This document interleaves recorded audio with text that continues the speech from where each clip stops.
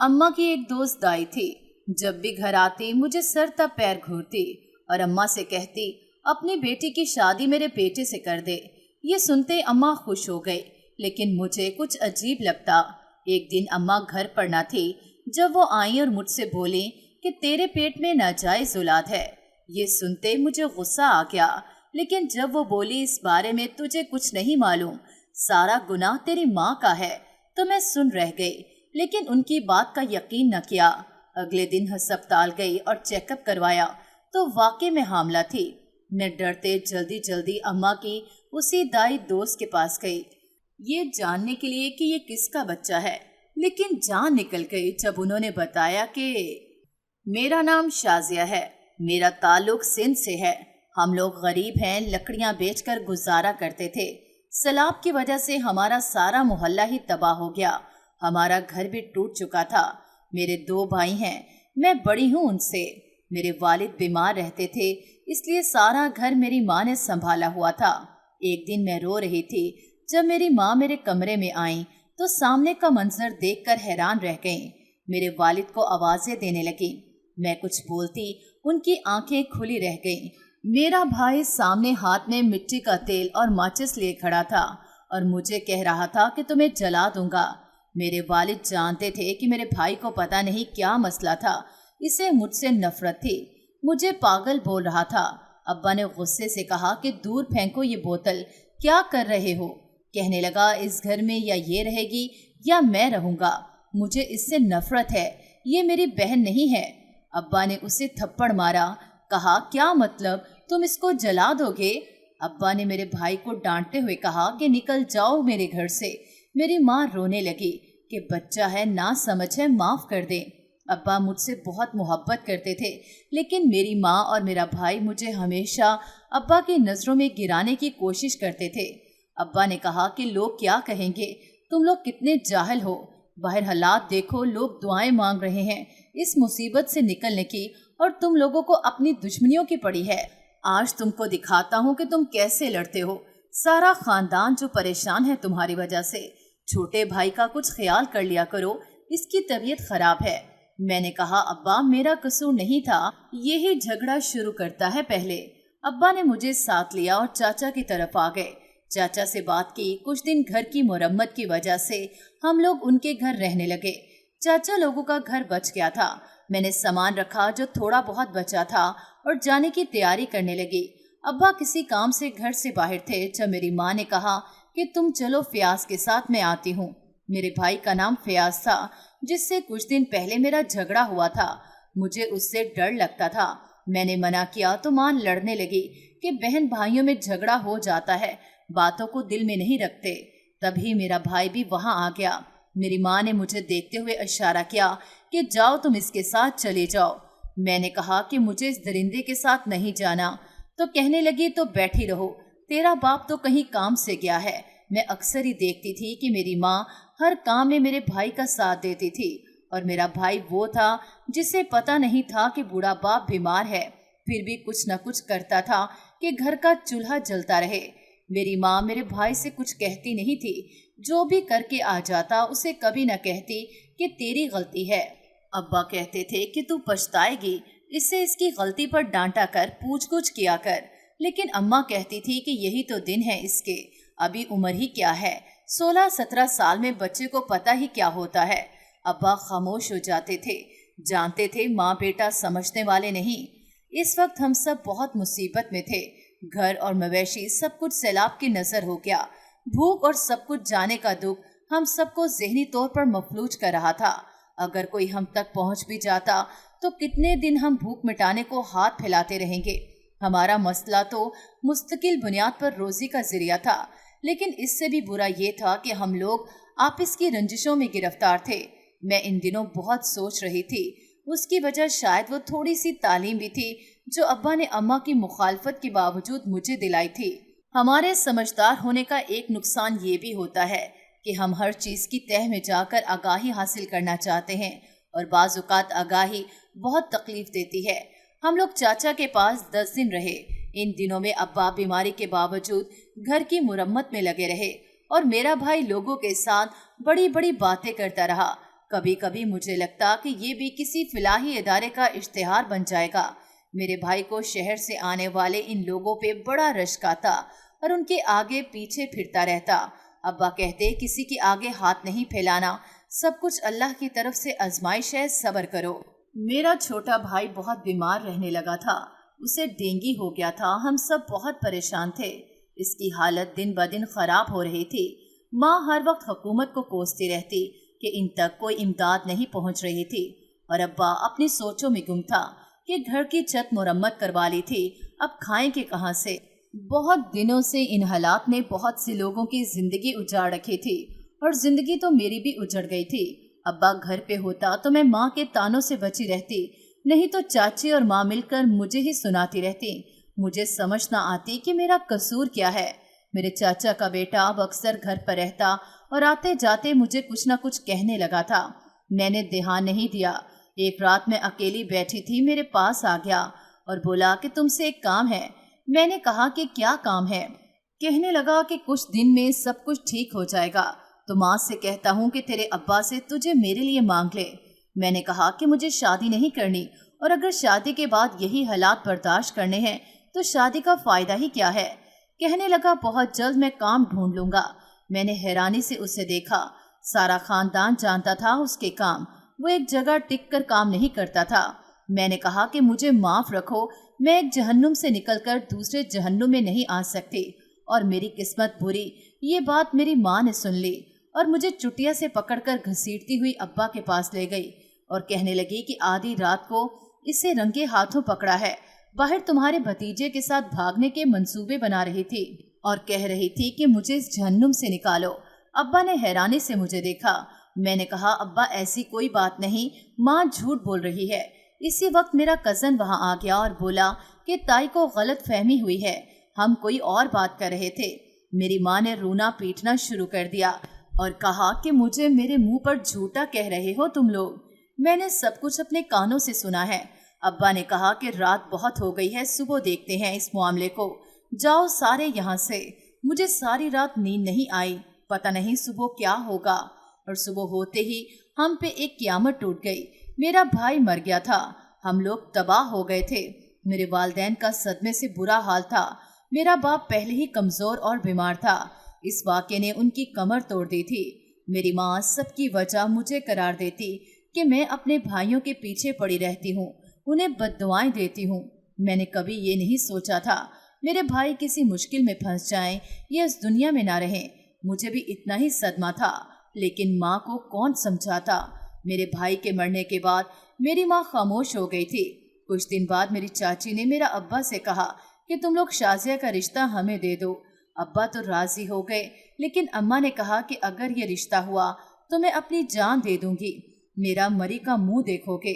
और अब्बा से कहा कि देखा, अब बताओ, मैं कहती ना थी कि ये लड़की तुम्हारे भतीजे के साथ चक्कर चला रही है, अब बताओ। अब्बा ने रिश्ते से इनकार कर दिया। चाचा नाराज हो गए, हम लोगों से बोलचाल छोड़ दी। हम लोग अपने घर वापस आ गए थे। मेरी माँ ने मुझे कहा कि मैं उनके साथ काम पर जाया करूं। अब्बा ने मना किया और कहा कि शाजिया घर से बाहर नहीं जाएगी। मेरे अब्बा मेरे लिए बहुत बड़ी हिम्मत थे, सहारा थे मेरा। मैं उनकी जिंदगी की दुआएं मांगती थी कि अगर अब्बा ना होते तो मेरा क्या होता। मेरी माँ और मेरा भाई मुझे जीते जी मार देते, लेकिन मेरी दुआएं आसमान तक पहुंची नहीं थी। एक दिन अब्बा घर से गए और वापस नहीं आए। उनका एक्सीडेंट हो गया था, या कहाँ गए थे हमें कुछ पता नहीं चल रहा था। सब जगह ढूंढ ढूंढ कर थक गए थे, लेकिन अब्बा का कुछ पता नहीं चल रहा था। मेरी माँ हर आने जाने वाले के सामने रोड पीट रही थी, लेकिन मुझे एक बार भी ये नहीं कहा कि तुम हौसला करो, कुछ नहीं होगा। मैं रो रो कर थक चुकी थी, मजीद अकेली हो गई थी। मैंने अपने चचा से बात की कि अब्बा के जाने के बाद वो रोज ही आते थे उनका पूछने। आखिर भाई थे, फिक्र थी। मैंने चाचा से कहा कि वो अपने बेटे से कहें कि वो अखबार में इश्तिहार दे, कहीं पता करे। चाचा ने बताया कि वो सब कुछ कर रहा है, मैं हौसला रखूं, बहुत जल्द मेरे अब्बा को वो लोग ढूंढ लेंगे। एक दिन मेरे कज़न ने मुझे पैगाम भेजा कि मैं किसी तरह उसके घर आऊं, उससे मुझसे कुछ बात करनी है। मैंने सोचा कि शायद अब्बा की कोई खबर हो। मैंने माँ से पूछा तो माँ ने कहा کہ باپ अब रहा नहीं तो क्या जहां दिल करेगा वहां मुंह उठा के चल पड़ोगे। मुझे जाने न दिया। मैं बहुत परेशान थी। एक हिमसाई के बच्चे से कहकर अपने कज़न तक पैगाम पहुंचाया कि मुझे घर से निकलने की इजाज़त नहीं, जो बात है वो इस बच्चे को बता दे। मेरे कज़न ने इस बात को मसला बना लिया कि मैं बच्चों के हाथ उसे पैगाम भिजवाऊंगी। वो अगले दिन ही घर पहुंच गया। मेरी माँ ने उसे घर से निकल जाने का कहा। उसने मेरे पास आकर मुझे कहा कि तुम क्या हमाकतें करती हो, मेरी बात सुनने नहीं आ सकती थी तो ना आती, लोगों को क्यों इसमें शामिल किया। मेरी माँ मुंह पर हाथ रखे खड़ी थी। कहने लगी कि क्या इसने तुम्हें यहाँ बुलवाया है। मैंने कहा मैंने इसे सिर्फ अब्बा की खबर करने का कहा था। मेरे कज़न की जल्दबाजी ने मुझे एक बार फिर से कटहरे में खड़ा कर दिया था। मेरा भाई भी आ गया था और कहने लगा कि जब रिश्ता नहीं किया हमने तो वो क्यों उनके घर आता है। दोनों आपस में लड़ने लगे थे। मेरे कज़न ने मेरे भाई का सर फाड़ दिया था। बहुत मुश्किल से दोनों को अम्मा ने रोका था। अब अम्मा मेरे कज़न को बददुआएं दे रही थी और मेरा भाई मुझे गुस्से से देख रहा था। मुझे इस दिन बहुत खौफ आया। मुझे लग रहा था वो मुझे जिंदा नहीं छोड़ेगा। मेरे घर से निकलने पर पाबंदी लगा दी गई थी। मुझे किसी से भी बात करने की इजाज़त नहीं थी। कुछ दिनों से अम्मा अपने कमरे में रहती और दरवाजे को बंद रखती। जब दरवाज़ा खोलती तो कमरे से धुआं निकलता नजर आता। मुझे पता नहीं चल रहा था कि अम्मा इतनी देर कमरे में करती क्या हैं। अम्मा की एक दोस्त दाई थी। जब भी घर आती मुझे सर तक पैर घूरती और अम्मा से कहती कि अपनी बेटी की शादी मेरे बेटे से कर दे। ये सुनते अम्मा खुश हो गई, लेकिन मुझे कुछ अजीब लगता। एक दिन अम्मा घर पर नहीं थी। जब वो आई और मुझसे बोली कि तेरे पेट में नाजायज औलाद है। ये सुनते मुझे गुस्सा आ गया, लेकिन जब वो बोली इस बारे में तुझे कुछ नहीं मालूम, सारा गुनाह तेरी माँ का है, तो मैं सुन रह गई, लेकिन उनकी बात का यकीन न किया। अगले दिन अस्पताल गई और चेकअप करवाया तो वाकई में हामला थी। मैं डरते जल्दी जल्दी अम्मा की इस दाई दोस्त के पास गई, ये जानने के लिए कि ये किसका बच्चा है, लेकिन जान निकल गई जब उन्होंने बताया कि ये बच्चा मेरे कज़न का है। वो और मेरी माँ मिले हुए थे। दाई ने बताया कि मेरी माँ सौतेली है। मेरे लिए ये हैरानी की बात तो थी, लेकिन मुझे समझ आ रही थी कि मेरी माँ का रवैया ऐसा था। क्यों मेरी माँ ने कभी मुझे समझा नहीं था, हमेशा अपने बेटे की साइड ली और मेरे वालिद को भी मेरे खिलाफ करती रहती थी। दाई ने बताया कि मेरी माँ मेरे बचपन में ही फोत हो गई थी। इसकी वफात के बाद मेरे अब्बा ने इस औरत से शादी कर ली जो तलाक याफ्ता थी। इसका एक बेटा भी था। जैसे ही अब्बा इस औरत को घर लाए तो उससे कहा कि मेरी बेटी की वजह से मैंने शादी की है, तुम इसे माँ बनकर पालना, इसे कभी भी कोई कमी ना होने देना। मेरी सौतेली माँ कुछ साल तक मेरा ख्याल रखती रही। मेरे वालिद और घर में जैसे ही उसकी जगह बन गई तो इसने मुझे साइड पर कर दिया। सब कुछ अपने बेटे का समझा। मेरे वालिद के सामने ये साबित करने लगी कि उनकी बेटी उनकी कदर करती है ना इज्जत। अब्बा जब भी कहीं जाते मेरी माँ मेरे सौतेले भाई से कह के मुझे बातें सुनवाती और पटाई करवा देती। जब अब्बा को मैं कुछ बताती तो कहती बच्चे हैं, बच्चों की लड़ाई का क्या है, सुबह लड़ते हैं तो शाम को एक साथ खेलते हैं। मेरी सौतेली माँ मेरा बचपन खा गई थी और अब उसने मेरा जीना हराम कर दिया था। मैं खौफजदा रहने लगी थी। मुझे लगता मैं किसी से बात भी करूंगी तो लोग हंसेंगे मुझ पे। मुझे अपने कज़न से भी नफरत हो गई थी। उसने मेरे सामने मेरी सौतेली माँ से दुश्मनी रखी थी, लेकिन उसके मंसूबे में शामिल था। मैं अपनी इज्जत गंवा चुकी थी। मेरे पेट में उसकी नाजायज औलाद थी। मेरा दिल चाहता कि मैं मर जाऊं और हमेशा के लिए जिंदगी से आज़ाद हो जाऊं। मुझे अपने अब्बा याद आते। काश वो होते तो ये सब कुछ ना होता। मेरी रात आंखों में कट जाती और दिन भर मरने की दुआएं मांगती। मेरी माँ मुझे कहती इस गुनाह को लेकर यहाँ से निकल जाओ। मैंने अभी तक उससे नहीं कहा था कि ये सब उसी का किया धरा है। मैं मजबूर थी। मेरा भाई भी मुझे मारने के दर पर था। एक दिन जब मैंने अपनी माँ को कह दिया कि सब कुछ उसने किया है इस घटिया इंसान के साथ मिलकर, तो उसने कहा कि मैं उसे इल्ज़ाम देकर इस गुनाह को उनके सर देना चाहती हूँ। मेरा भाई मुझे मारने लगा और मेरी माँ खड़ी तमाशा देखती रही और मुझे घर से निकाल दिया। धक्के दे के मुझे सड़क पर छोड़ गई। मैं वहीं बैठी रो रही थी। मैं उसी दाई के पास आ गई और उसे कहा कि मुझे इस मुसीबत से निकाले। उसने कहा कि अगर मैं उसके बेटे से शादी कर लूं तो वो कुछ कर सकती है। मैंने हामी भर ली। अगले दिन मेरा उसके बेटे से निकाह था। رات کو میں ایک کمرے میں بیٹھی تھی جب باہر سے آوازیں آنے لگی۔ دائی کسی سے کہہ رہی تھی کہ میں تیرے لیے دلہن لے آئی ہوں، کل اسے تیری دلہن بنا دوں گی۔ میں نے تھوڑا سا دروازہ کھول کر دیکھا تو میرے پیروں تلے سے زمین نکل گئی۔ وہ ایک پاگل تھا جس کا ذہنی توازن ٹھیک نہیں تھا۔ میرے آنسو بہہ رہے تھے۔ یہ سب کیا ہو گیا تھا؟ دائی نے مجھے دیکھ لیا تھا کہ میں سب کچھ جان گئی ہوں۔ وہ میرے پاس آئی اور بولی کہ میرا بچہ بالکل ٹھیک تھا، پتہ نہیں اس سے کیا ہوا، اچانک یہ رونے اور چیخنے لگتا۔ آہستہ آہستہ اس نے اپنا ذہنی توازن کھو دیا۔ یہ خود کو آج بھی بچہ سمجھتا ہے۔ دائی اب رو رہی تھی۔ اس نے مجھے کہا کہ میں اگر چاہوں تو یہ رشتہ کروں، نہیں تو جا سکتی ہوں، لیکن میرے پاس کوئی اور جگہ نہیں تھی سر چھپانے کے لیے۔ لوگ میری جان کے دشمن ہو گئے تھے۔ محلے میں بات پھیل گئی تھی۔ میں نے یہی بہتر سمجھا تھا کہ ذہنی مریض سے شادی کر لوں۔ دائی نے مجھ سے معافی مانگی اور کہا کہ اس نے ایک جھوٹ بولا تھا۔ وہ اپنے بیٹے کی وجہ سے لالچ میں آ گئی تھی کہ اس طرح ایک اچھی لڑکی سے اس کے بیٹے کی شادی ہو جاتی۔ میں نے حیرانی سے اسے دیکھا کہ وہ کیا کہنا چاہ رہی تھی۔